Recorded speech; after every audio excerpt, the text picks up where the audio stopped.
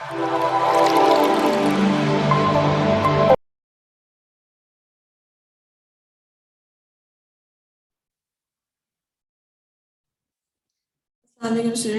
आज का आपका टॉपिक है ऑइंटमेंट्स। लास्ट टॉपिक में हमने क्या पढ़ा था? कैप्सूल्स और स्पॉजिटरीज। ठीक है, स्पॉजिटरीज का भी हमने यही पढ़ा था कि वो सेमी सॉलिड होती है या सॉलिड डोजेज फॉर्म्स होती हैं। ऑइंटमेंट्स आपकी सेमी सॉलिड डोजेज फॉर्म्स हैं। ठीक है, अब ऑइंटमेंट्स को हम कैसे डिफाइन करते हैं? Ointments are soft and greasy semi-solid preparations intended for application on the skin or mucous membrane. आपके स्किन के ऊपर अप्लाई करने के लिए टॉपिकली यूज होती है आपकी ऑइंटमेंट्स। वो सॉफ्ट और ग्रीजी होती हैं, जैसे कि आपने देखा होगा पोलीफैक्स, बेटनोवेट, ये आपकी ऑइंटमेंट्स हैं। सॉफ्ट और ग्रीजी होती हैं और सेमी सॉलिड होती है, ना सॉलिड होती है ना लिक्विड होती है, इन बिटवीन होती है, को हम कहते हैं ऑइंटमेंट्स। ऑइंटमेंट्स की आगे से टू टाइप्स हैं, मेडिकेटेड और नॉन मेडिकेटेड। जैसा कि इसके नाम से जाहिर है, मेडिकेटेड ऑइंटमेंट जो होगी उसके अंदर मेडिकमेंट प्रेजेंट होगा और नॉन मेडिकेटेड के अंदर मेडिकमेंट प्रेजेंट नहीं होगा। Medicated ointments contain a medicated medicament dissolved, suspended और इमल्सिफाइड इन द बेस। अब आपकी ऑइंटमेंट हमने जैसे कि पढ़ा कि सॉफ्ट और ग्रीजी सेमी सॉलिड फॉर्म होती है। इसमें आपका जो मेडिकमेंट है वो आपकी बेस के अंदर डिसॉल्व होता है, सस्पेंडेड या इमल्सिफाइड होता है या इमल्जन होती है बनी। ऑइंटमेंट बनाने के लिए सबसे इंपॉर्टेंट पार्ट जो है वो आपकी होती है बेसिस। वो आपकी ऑयल बेसिस भी हो सकती हैं, वाटर बेसिस भी हो सकती हैं, four different types of basis है, वो हम आगे पढ़ेंगे। नेक्स्ट आपकी टाइप है non medicated ointment. Non-medicated ointment are used as vehicles for preparation of medicated ointments. आपकी ऐसी ऑइंटमेंट जिसमें आपने मेडिकमेंट नहीं डाला हुआ उसको हम कहेंगे नॉन मेडिकेटेड ऑइंटमेंट। तो नॉन मेडिकेटेड ऑइंटमेंट का क्या यूज है कि वो आपकी मेडिकेटेड ऑइंटमेंट्स बनाने के काम आता है। उसके अंदर आप अपना मेडिकमेंट इन्फ्यूज कर देंगे सिंपल ऑइंटमेंट के अंदर, तो वो आपकी मेडिकेटेड बन जाएगी। अब इसका क्या यूज है? It is used for their emollient and protective action on the skin. बहुत सी ऐसी ऑइंटमेंट्स जो आप यूज करते हैं स्किन के ऊपर, उसमें कोई मेडिकेटेड मटेरियल नहीं डाला होता, जैसे कि कह लें आप वैसलीन हो गई या इस तरह की ऑइंटमेंट्स। तो इमोलिएंट और प्रोटेक्टिव एक्शन होता है उनका स्किन पे, स्किन को प्रोटेक्ट करते हैं वो। और इमोलिएंट का मतलब होता है सूद करना, सॉफ्ट करना स्किन को, तो उनका ये फायदा होता है। आगे हम चलेंगे classification of ointment basis. Medicated non medicated का तो हमने पढ़ लिया। तो इसमें क्या हमने पढ़ा था कि जो नॉन मेडिकेटेड ऑइंटमेंट होती है उसके अंदर मेडिकमेंट डाल देंगे तो वो मेडिकेटेड ऑइंटमेंट बन जाएगी। अब जो आपकी ऑइंटमेंट बनाने के लिए बेसिस यूज होती हैं उसकी 4 डिफरेंट क्लासेस हैं। कौन कौन सी? ओलिजिनियस, यानी कि जैसे कि नाम से ही जाहिर है oil basis, absorption basis, emulsion basis और वाटर मिसिबल या वाटर सॉल्युबल बेसिस। ऑलिजिनियस बेसिस जैसे कि नाम से ही जाहिर है इसमें ऑयल प्रेजेंट होगा, ऑयली होगी, ग्रीजी होगी। These bases consist of water insoluble hydrophobic oils and fats. Hydrophobic वो होते हैं जो कि वाटर को रिपेल करता है, वाटर को अपने अंदर सॉल्युबल नहीं होता। तो ऐसी जो मेडिकमेंट है जो वाटर के अंदर सॉल्युबल नहीं होते उनके लिए हम यूज करते हैं ऑलिजिनियस बेसिस। मोस्टली उसके अंदर ऑयल्स और फैट्स होते हैं। The most important are hydrocarbons, for example petrolatum, soft paraffin, liquid paraffin, liquid petrolatum और व्हाइट मिनरल ऑयल। ये इसकी आगे से एग्जांपल्स हैं कि ये ऑलिजिनियस बेसिस मोस्टली यूज होती हैं। अब ये बेसिस जैसे कि हमें बड़ा ऑयली है और वाटर सॉल्युबल नहीं है, तो क्या होगा कि आपकी स्किन से रिमूव करने में थोड़ा मसला होगा, ऑयल को स्किन से रिमूव करने में थोड़ा इशू होगा, आपको वाटर में सॉल्युबल नहीं है वो, ग्रीजी है, difficult to remove from the skin and they prevent drainage on the oozing. Oozing का मतलब होता है किसी एक एरिया में से कोई लिक्विड या कोई भी मटेरियल बाहर निकल रहा है। ठीक है, जैसे टूथपेस्ट में से टूथपेस्ट ट्यूब में से टूथपेस्ट बाहर आती है, उसको हम कहते हैं ओजिंग आउट। इस तरह से आपके बॉडी के ऊपर कोई सिक्रीशंस है या कहीं पे पस वगैरह है या कोई सिक्रीशंस है, तो उसको प्रिवेंट करने के लिए हम ये वाली ओलिजिनियस बेसिस वाली ऑइंटमेंट्स यूज करते हैं।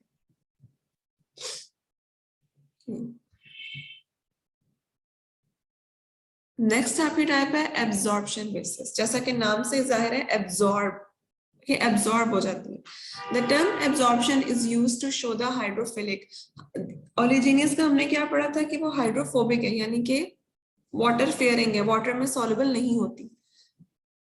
Absorption bases are hydrophilic. Hydrophilic का मतलब होता है वाटर लविंग, यानी कि ये वाटर में इजीली सॉल्युबल हो जाती है। They absorb large amount of water but still retain their ointment like consistency. अब for example, wool fat obtained from wool of sheep, hydrous wool fat, beeswax obtained from honeycomb of the bees। ये इसकी आगे से types हैं, wool fat और beeswax। Absorption basis क्या करती हैं, वाटर को एब्जॉर्ब कर लेती हैं, लेकिन अपना ऑइंटमेंट वाली कंसिस्टेंसी, जिस तरह की ऑइंटमेंट होती है आपकी, वैसी कंसिस्टेंसी अपनी फिर भी बरकरार रखती है। नेक्स्ट आपकी टाइप है इमल्जन बेसिस। इमल्जन बेसिस जैसे कि नाम से जाहिर है, आपने पहले पढ़ा भी हुआ है पिछले टॉपिक्स में इमल्जन्स क्या होती हैं। तो बिल्कुल उसी तरह से इमल्जन बेसिस भी होती हैं। उनकी दो टाइप्स हैं, ऑयल इन वाटर या वाटर इन ऑयल।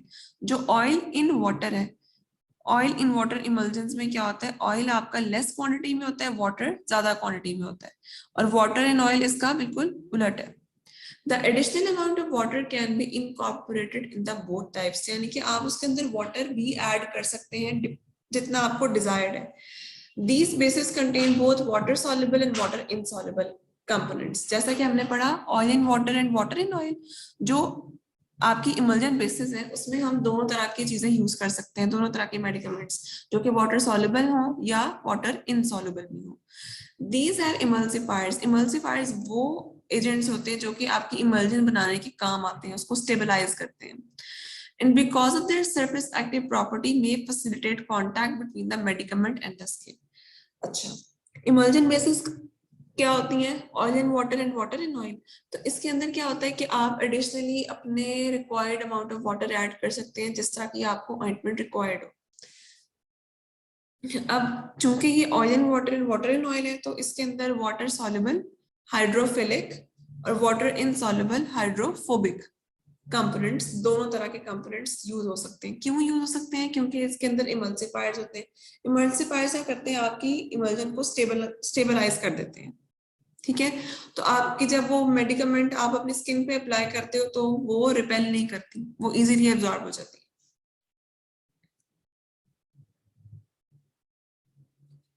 फोर्थ आपकी टाइप है वाटर सॉल्युबल बेसिस। अब वाटर सॉल्युबल बेसिस जैसा कि नाम से जाहिर है, ऐसे बेसिस जो सिर्फ और सिर्फ वाटर सॉल्युबल इंग्रेडिएंट उसके अंदर यूज हो रहे हैं, ग्रीजी सब्सटेंस यूज नहीं होता। अगर ग्रीजी कोई आपकी चीज है तो उसके लिए आप ओरिजिनियस बेस यूज करें। Also known as greaseless bases, these are water washable, easily wash हो जाते हैं। हमने क्या पढ़ा था ओलिजिनियस का, कि वो स्किन से रिमूव करने में प्रॉब्लम होती है, difficult to remove from the skin, और ग्रीजी होती है।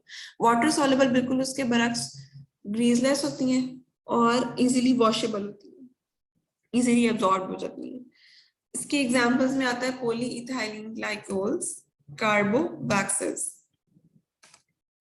Certain other substances that are used as water-soluble bases: tragacanth, gelatin, pectin, cellulose derivatives। ये एग्जाम्पल इस तरह से इसकी आपने याद कर ली। अब ऑइंटमेंट्स तो हमने बना ली। हमने क्या पढ़ा था कि इसके अंदर वाटर कंटेंट होता है, जो आपकी थी एब्जॉर्प्शन बेसिस, उसकी उसमें भी हाइड्रोफिलिक था। आपकी इमल्जन बेसिस के अंदर भी हमने पढ़ा था कि जितना अमाउंट ऑफ वाटर रिक्वायर्ड हो आप उसमें ऐड कर सकते हैं, और वाटर सॉल्युबल बेसिस में भी वाटर था। अब जहां पे वाटर है वहां पर आपकी माइक्रोबियल ग्रोथ फैसिलिटेट होगी, तो उस चीज से बचने के लिए हमने क्या करना है, हमने अपनी ऑइंटमेंट्स के अंदर, जी Ehsan Ali, any questions? No ma'am, no कुछ नहीं। ओके, प्रिजर्वेटिव्स ऐड कर देंगे हम इस माइक्रोबियल ग्रोथ से बचने के लिए, हम उसके अंदर प्रिजर्वेटिव्स ऐड कर देंगे। तो प्रिजर्वेटिव्स कौन कौन से ऐड होते हैं? Methyl paraben propyl, methyl ethyl propyl parabens, benzoic acid में बी इनकॉर्पोरेटेड। ये आपके प्रिजर्वेटिव्स हैं जो आपकी ऑइंटमेंट्स को प्रोटेक्ट करते हैं माइक्रोबियल ग्रोथ से। किस तरह से प्रोटेक्ट करते हैं? जो मिथाइल इथाइल पैराबेन है वो आपके अगर फॉर एग्जांपल वाटर प्रेजेंट है और माइक्रोबियल ग्रोथ हो रही है, तो जब माइक्रोब्स उसके अंदर ग्रो करना शुरू होंगे तो ये उसके इर्द गिर्द लेयर बना के उसमें से वाटर को रिमूव कर देंगे माइक्रोबियल माइक्रोब्स में से। तो वो क्या होगा, एज अ रिजल्ट वो डिहाइड्रेट हो जाएंगे और वो मर जाएंगे। तो इस तरह से ये प्रिजर्वेटिव्स काम करते हैं।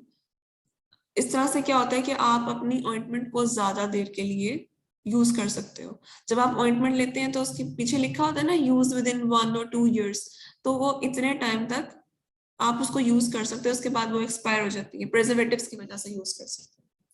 मजीद प्रिजर्वेटिव्स और कौन से हैं इनके अलावा? एंटीऑक्सीडेंट्स और चिलेटिंग एजेंट्स। अब एंटीऑक्सीडेंट्स क्या होते हैं? एंटीऑक्सीडेंट्स वो होते हैं जो उसके आपकी ऑइंटमेंट के अंदर ऑक्सीडेशन को रोकते हैं, ऑक्सीडेशन नहीं होने देते। फॉर एग्जाम्पल कोई एक एंटीऑक्सीडेंट की एग्जाम्पल है जो विटामिन सी हो गया जैसे। फिर है चिलेटिंग एजेंट्स। चिलेटिंग एजेंट्स क्या होते हैं? चिलेटिंग एजेंट्स ऐसे एजेंट्स होते हैं जो कि मेटल आयंस के साथ रिएक्ट करते हैं और वाटर सॉल्युबल कॉम्प्लेक्सेस बना देते हैं जो कि स्टेबल होते हैं। फॉर एग्जाम्पल सिट्रिक एसिड हो गया, या इस तरह से और भी 2-3 हैं। अब हमने प्रिपेयर करनी है ऑइंटमेंट्स। ऑइंटमेंट्स का मेजर जो कॉन्स्टिट्यूएंट है वो है आपकी बेस। और बेसिस कौन कौन सी हमने पढ़ी है? ओरिजिनियस, वाटर सॉल्युबल, एब्जॉर्प्शन और इमल्शन वाली। अब हमने चूज कर ली कि जी ये वाली बेस हमने यूज करनी है और उसके अंदर हमने मेडिकामेंट को इन्फ्यूज कर देना। अब इसके 2 तरह के मेथड्स हैं, एक है ट्रिचुरेशन मेथड और दूसरा फ्यूजन मेथड। ट्रिचुरेशन क्या होता है? ट्रिचुरेशन होता है पार्टिकल साइज को रिड्यूस कर देते हैं बाय रबिंग और बाय ग्राइंडिंग। मैं आपको एक वीडियो दिखाती हूँ, उससे आपको थोड़ा क्लियर आइडिया होगा। ये देखें, ये इसको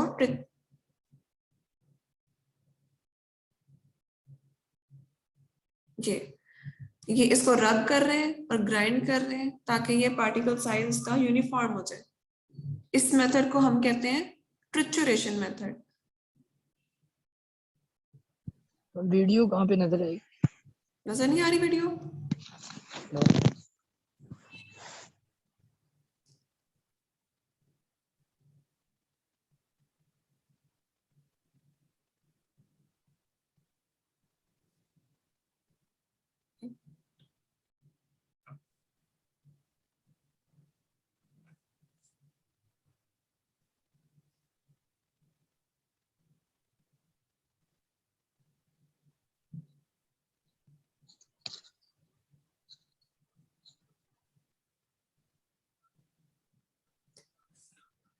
ट्रिचुरेशन मेथड में क्या होता है कि एक आपका पेस्टिलेंट मोर्टर देखा होगा आपने, उसके अंदर आपके जो इंग्रेडिएंट्स हैं ऑइंटमेंट के वो ऐड कर देते हैं और उसको रब करते हैं या ग्राइंड करते हैं ताकि वो छोटे छोटे पार्टिकल्स में कन्वर्ट हो जाए, इजीली मिक्स हो जाते हैं।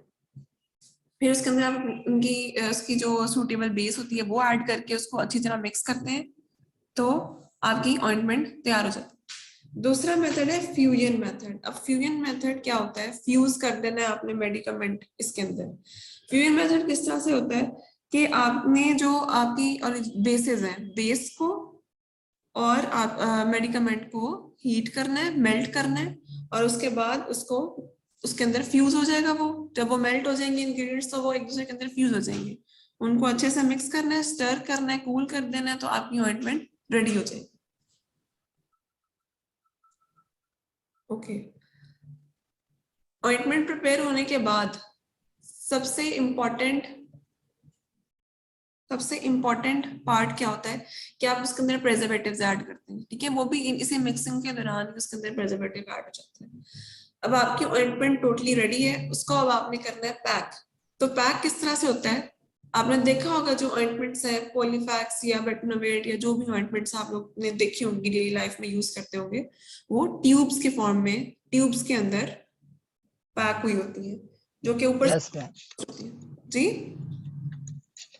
Yes ma'am, packaging should be packed in a well closed container. Well closed container इसलिए होता है ताकि उसके अंदर माइक्रोब्स ना एंटर हो सके, एयर बबल्स ना आ सके, मॉइस्चर ना आ सके। These are packed in ointment jars and collapsible tubes. Ointment jars के अंदर भी होते हैं। For example, आपकी जैसे हो गई पेट्रोलियम जेली हो गई, वो ऑइंटमेंट जार के अंदर होती है। Should be packed that there are no air spaces in the container. ये तीन चीजें इसमें important है। Storage. Store at a cool place to avoid softening and liquefaction of the base. Previous method में हमने क्या पढ़ा था कि हीट देकर उसको मेल्ट करते हैं और फिर मिक्स करते हैं और उसके बाद कूल कर देते हैं। तो स्टोर हमने ऐसे एनवायरनमेंट में उसको करना है जो कि ज्यादा गर्म ना हो। अगर तो आप उसे किसी हॉट प्लेस पे स्टोर करेंगे तो क्या होगा, वो सॉफ्ट हो जाएगी या लिक्विफाई, उसकी बेस खराब हो जाएगी, मेल्ट हो जाएगी। तो इसलिए इसको हम कूल प्लेस में स्टोर करते हैं। And they must be protected from air, light and moisture.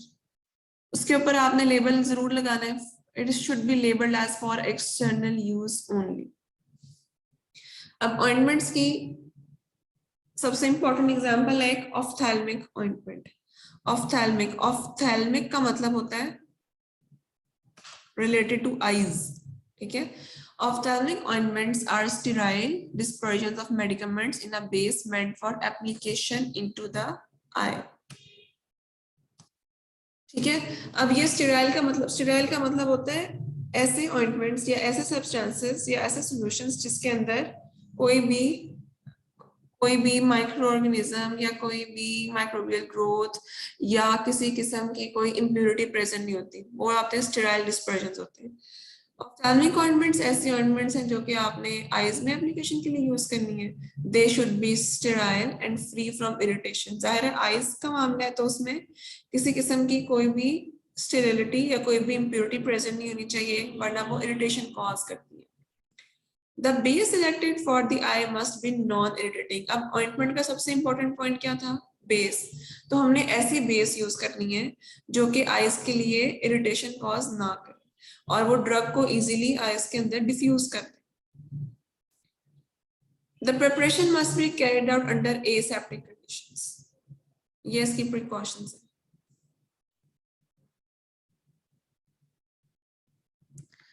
Okay. Any questions? No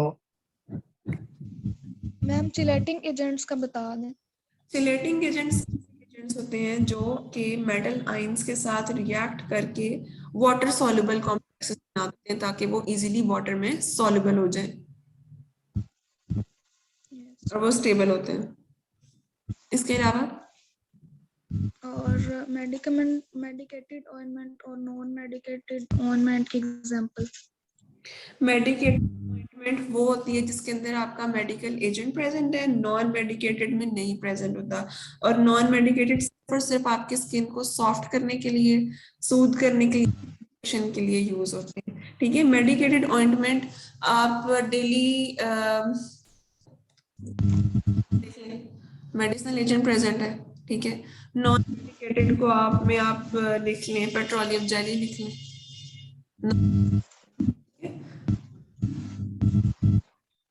yes ma'am, thank you. और कोई क्वेश्चन किसी का? नो